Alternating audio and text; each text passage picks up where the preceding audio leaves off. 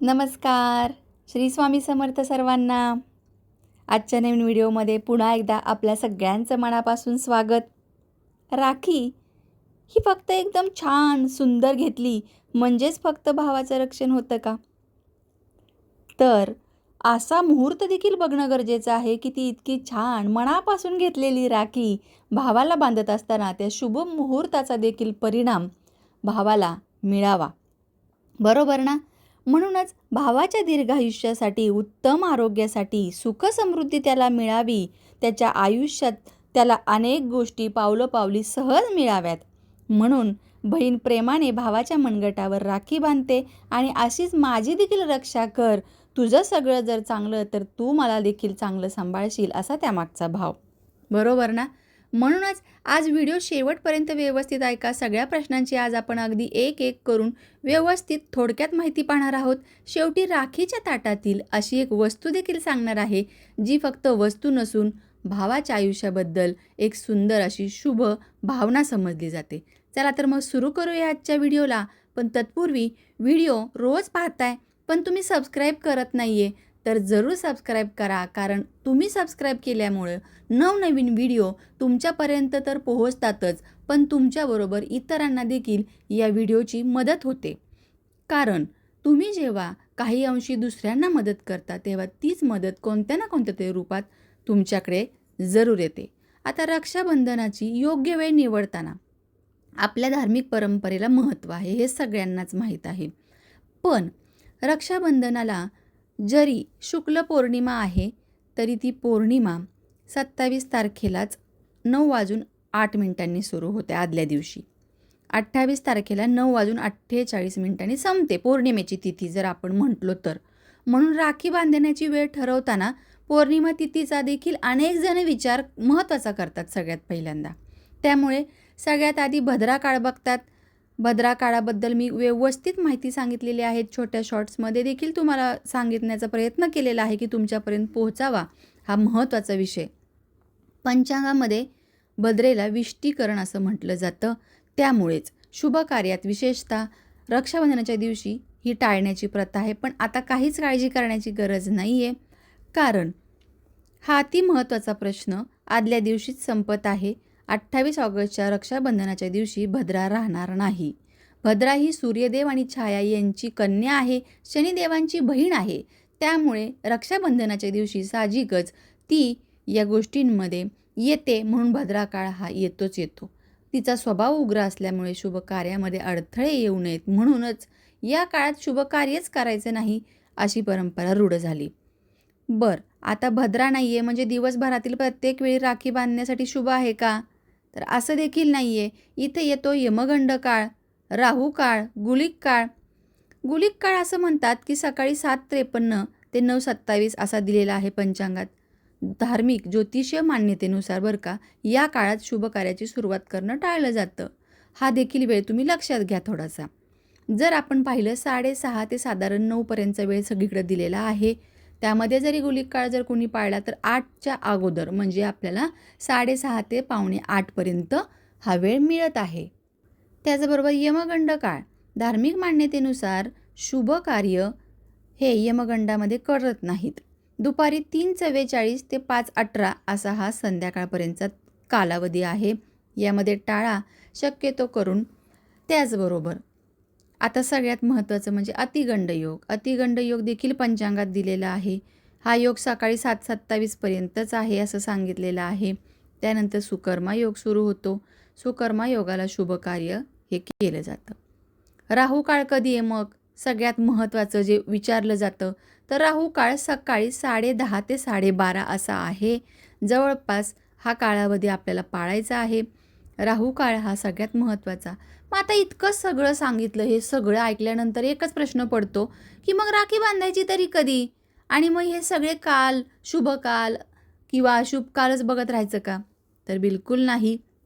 यामध्ये आता अमृत काळ जो आहे तो आहे 9:30 ते 11 असा दिलेला आहे.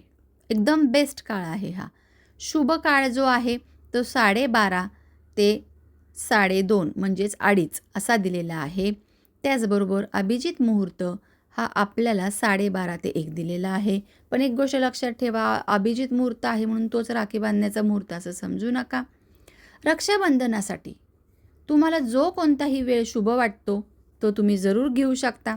माझं सांगण्याचं एकच महत्त्व आहे यामागे किंवा एकच उद्देश आहे की तुम्ही चुकूनही असं कोणतं कार्य करू नका की जे तुम्हाला वाईट परिणाम देईल. आता समजा हा एखादा काळ सुरू होतो, यमगंड काळ किंवा मग राहू काळ. त्याच्या अगोदरच जर आपण कार्य सुरू केलं ना, त्याला काहीच हरकत नाही आहे. पण तो वेळ नेमका सुरू झालेला आहे, मग तुम्ही शुभ कार्य की आता राखी बांधायला घेताय, पाठ ठेवताय, भावाला बसवताय, ओवाळताय, असं नाही.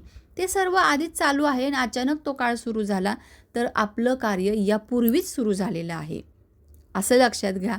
अनेक जण नीट सांगत नाहीत, फारशी माहिती त्यांना नसल्यामुळे किंवा मग काही कारणामुळे त्यांना नीट माहिती सांगता येत नाही किंवा ऐकणाऱ्यांचा प्रॉब्लेम असा होतो की त्यांना भीती वाटते, मनामध्ये अनेक शंका कुशंका येऊ लागतात. म्हणूनच माझा सांगण्याचा हा एक प्रयत्न आहे. शक्य असेल तर तुम्ही सकाळी 6:19 ते 9:48 जवळजवळ 3 तास 29 मिनिटाचा शुभ काळ उपलब्ध आहे. या काळात सकाळच्या वेळेत भावाच्या मनगटावर राखी बांधण्याला प्राधान्य द्या. माझ्या मते शहर बदलल्यावर सूर्योदयाच्या वेळेनुसार थोडाफार फरक पडू शकतो. त्यामुळे आता तुम्ही काय करायचं आहे, सकाळी जर शक्यच नसेल, अनेक बहिणी आहेत सकाळच्या वेळेत शक्य नाही किंवा भाऊ आलेला आहे किंवा बहिणी नाही आहेत आलेल्या वेळेवर किंवा असं काही होऊ शकतं. संध्याकाळी गोधुली बेला म्हणजे आपल्याला तिन्ही सांजेच्या वेळेला 6:30 ते 7:30 पर्यंत एक मुहूर्त आहे. प्रदोष काळ जर म्हटला तर प्रदोष काळ देखील अतिउत्तम आहे. तो सुरू होत आहे 6:30 ते 8 पर्यंत. असे 2 तुम्हाला मी सकाळचे कालावधी देखील एक सांगितला, संध्याकाळचे सांगितलेले आहेत. यामध्ये कोणताही एक तुम्ही काळ जो शुभ मुहूर्त आहे त्याला प्राधान्य देऊ शकता. आता अजून एक महत्त्वाचं म्हणजे चंद्रग्रहणाचा प्रश्न देखील सगळीकडे खूप मोठी चर्चा आहे. 28 ऑगस्टला खंडग्रास चंद्रग्रहण आहे, खगोलीय घटना होणार आहे. हो, बरोबर आहे. चंद्र हा संपूर्ण पृथ्वी तलावावर एकच असल्यामुळे ही खगोलीय घटना घडणार, तेव्हा चंद्रावर देखील परिणाम होणार. पण या ग्रहणाची वेळ जी आहे ती सकाळची आहे. समाप्ती देखील सकाळीच होत आहे 8 ते 11:30 पर्यंत.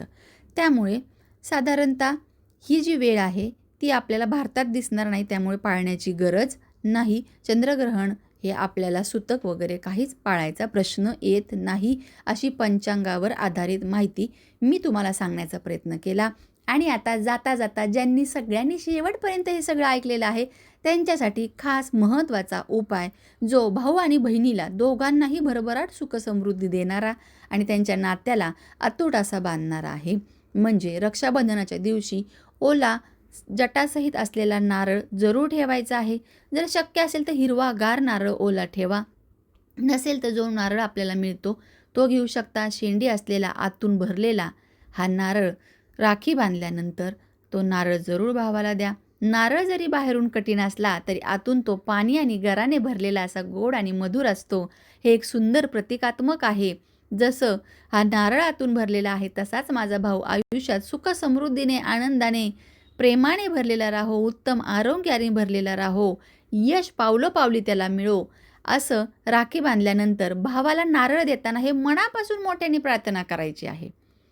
माझ्या भावाचं आयुष्य या नारळाप्रमाणे सदैव भरलेलं राहो आणि त्याच्या जीवनात सुख, समृद्धी, आरोग्य, आनंद, प्रेम सतत राहो, असं मला वाटतं. रक्षाबंधनाच्या ताटात ही छोटीशी गोष्ट नात्याला अतिशय सुंदर अर्थ देते.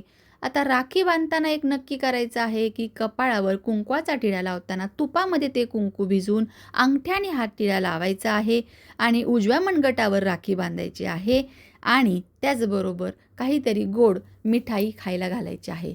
आता राखी हा फक्त एक धागा राहत नाही, तर बहीण भावाच्या अतूट प्रेमाचा हा एक मोठा रक्षासूत्राचा संयोग आहे.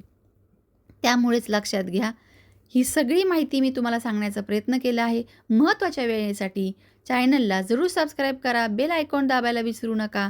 सगळ्यांना पुन्हा एकदा श्री स्वामी समर्थ आणि असंच प्रत्येक भाऊ बहिणीचं प्रेमाचं नातं आयुष्यभर घट्ट राहो, हीच स्वामी समर्थांच्या चरणी मी प्रार्थना करते. व्हिडिओ आवडला आहे तर जरूर जाता जाता लाईक करा आणि प्रत्येकापर्यंत पोहोचवा. ही जबाबदारी मात्र मी तुमच्यापर्यंत देते. चला तर मग पुन्हा भेटू नवीन माहितीसोबत.